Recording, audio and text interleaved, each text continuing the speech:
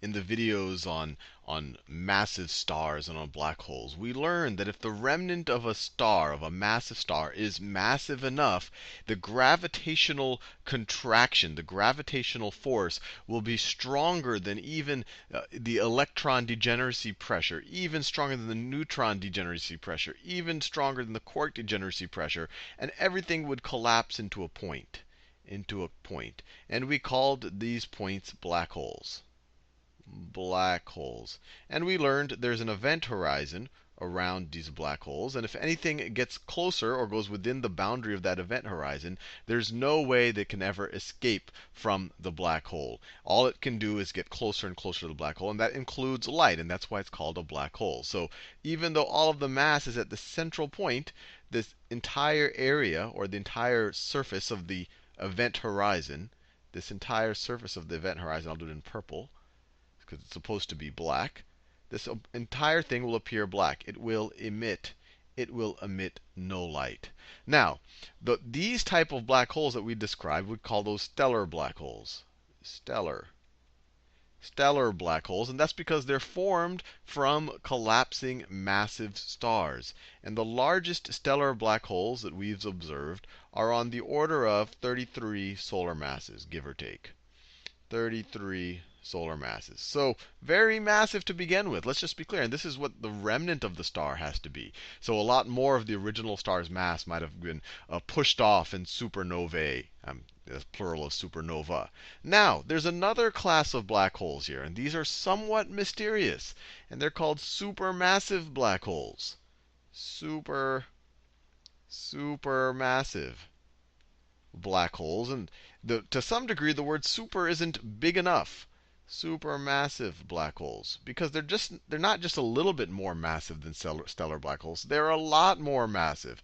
They're on the order of hundreds of thousands to billions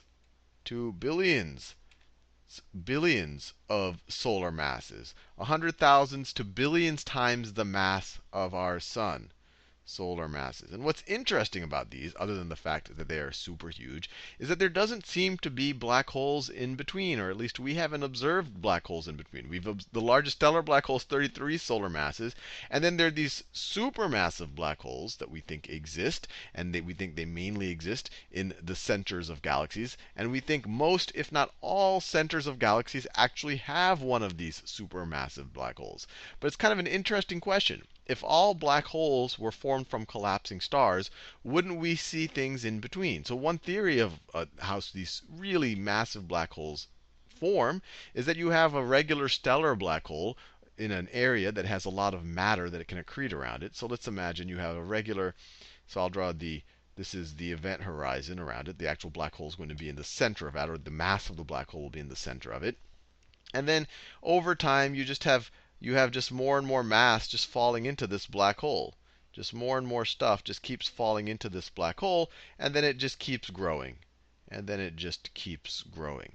so this could be a plausible reason, or at least the mass in the center keeps growing, and so the event horizon will also keep growing in radius. Now, this is a plausible explanation based on our current understanding. But the reason why this one doesn't gel that well is if this was the explanation for supermassive black holes, you expect to see more black holes in between. Maybe black holes with 100 solar masses, or 1,000 solar masses, or 10,000 solar masses. But we're not seeing those right now. We just see the stellar black holes, and we see the supermassive black holes. So another possible explanation, this is where my inclinations lean towards this one, because it kind of explains the gap, is that these supermassive black holes actually formed shortly after the Big Bang. That these are primordial black holes. These started near the beginning of our universe. Primordial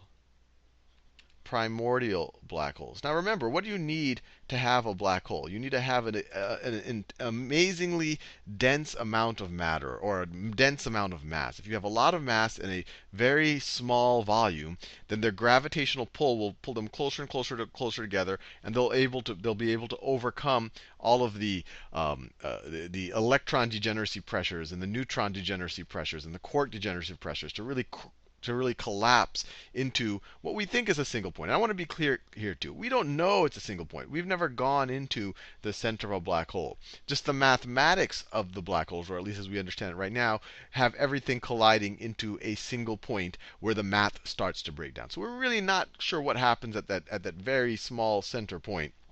But needless to say, it will be an unbelievably, maybe infinite, maybe almost infinitely dense point in space, or dense amount of matter. And the reason why I kind of favor this primordial black hole, and why this would make sense, is right after the formation of the universe, all of the matter was in the universe was in a much denser space because the universe was smaller. So let's say that this is right after the Big Bang, some period of time after the Big Bang.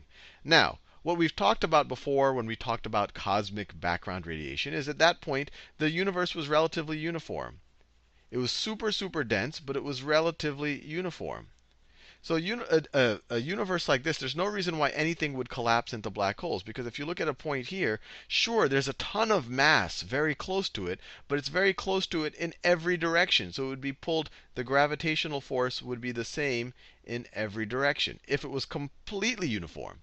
But if you go shortly after the Big Bang, maybe because of slight quantum fluctuation effects, it becomes slightly non-uniform. So let's say it becomes slightly non-uniform. But it still is unbelievably dense. So let's say it looks something like this, where you have areas that are denser, but it's slightly non-uniform, but extremely dense. Extremely dense. So here all of a sudden you have the type of densities necessary for a black hole, and where you have higher densities, where it's less uniform, here all of a sudden you will have inward force. The gravitational pull from things outside of this area are going to be less than the gravitational pull towards those areas. And the more things the more things get pulled towards it, the less uniform it's going to get. So you can imagine in that primordial universe, that very shortly after the Big Bang, when things were very dense and closely packed together, we may have had the conditions where these supermassive black holes could have formed, where we had so much mass in such a small volume, and it was just not uniform enough so that you can kind of have this snowballing effect, so that more and more mass would collect into these supermassive black holes that are hundreds of thousands to billions of times the mass of the sun. And this is maybe the even more interesting part, those black holes would become the centers of future galaxies. So you have these black holes forming, these supermassive black holes forming, and then as not everything would go into a black hole. Only if it didn't have a lot of angular velocity, then it might go into the black hole. But if it's going past it fast enough, it'll just start going in orbit around the black hole. And so you can imagine that this is how the early galaxies, or even our galaxy, formed. And so you might be wondering, well, what about the galaxy at the center of the Milky Way? Or sorry, what about the black hole at the center of the Milky Way? And we think there is one. We think there is one because we've observed stars orbiting very quickly around something at the center of the universe. Sorry, not at the center of our Milky Way. I want to be very clear, not at the center of the universe. And the only plausible explanation for it orbiting so quickly around something is that it has to have a density of either a black hole or something that will eventually turn into a black hole. And when you do the math for the middle of our galaxy, the center of the Milky Way, our supermassive black hole is on the order of 4 million times the mass of the sun. So hopefully that gives you a little bit of food for thought. There aren't just only stellar collapsed black holes, or maybe there are, and somehow they grow into supermassive black holes, and that everything in between we just can't observe. Or that there really are a different class of black holes. They're actually formed different ways. Maybe they formed near the beginning of the actual universe, when things the density of things was a little ununiform. Things condensed into each other. And we're going to talk about in the next video is how these supermassive black holes can help generate unbelievable sources of radiation, even though the black holes themselves aren't emitting them. And those are going to be quasars.